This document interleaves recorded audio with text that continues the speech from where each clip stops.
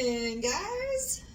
So I'm just getting ready. A couple things are going on today. I'm mailing out all the newsletters. It's super blustery. We're supposed to get some very high winds today. Winds are going to hit 30 to 40 miles an hour with gusts of 80. So I'm a little nervous about that. I'm sticking kind of close to home in case the power goes out and I have to run backup stuff. No problemo. But I did go down to the post office. I got a whole bunch of stuff to get your newsletters mailed out. And I just wanted to put this dressing together because it's part of what I'm going to do for dinner tonight for the guys and I. And then I'm going to start working on trimming out the bathroom really quick. Today I hope to get that project done. So maybe you'll catch a video from doing some barnwood trim in there later. We'll see what happens. Okay, anyway. The honey Dijon dressing that I'm going to show you really quick right now is something that I use in the clay pot cooking class. It's just awesome to make a salad. It goes with almost everything, chicken, beef, pork. I use it on an arugula spinach salad that has goat cheese with walnuts encrusted on them. And then I make this dressing. And also a really good addition to that salad is roasted beets. It's so good. If you've been here for the mother-daughter picnic, you've probably had this salad. It comes with a charcuterie board when we do it for that. If you did the Viking dinner last year and you're planning on coming to the Viking dinner this year, I'm also doing it for that. Okay, and this dressing I have on just about everything. I'm working on making some homemade pretzels and a perfect recipe for that.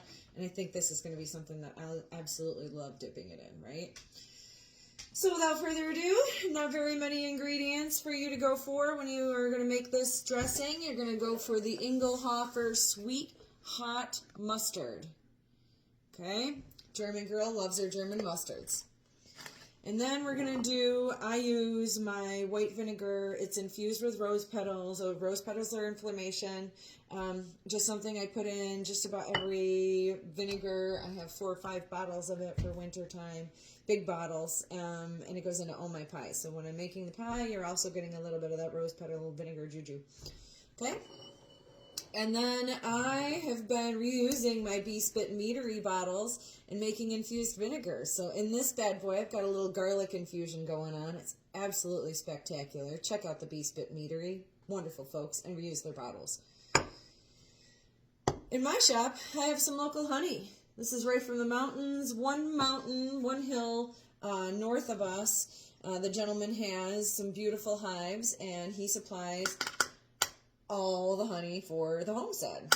So I just went and got a couple cases from him, and we've got fresh honey in the Homestead gift shop there. A couple spices, not too crazy in this one. I do celery salt, about a teaspoon and a half of celery salt, and about a half a teaspoon to a teaspoon of garlic powder. Spices, in my opinion, are not something that you need to be exact on because that is all to taste. Got this super cool mason jar. I love it because it actually has the grid of measurements for 1 cup on it, which is kind of unusual. And then some cracked black pepper.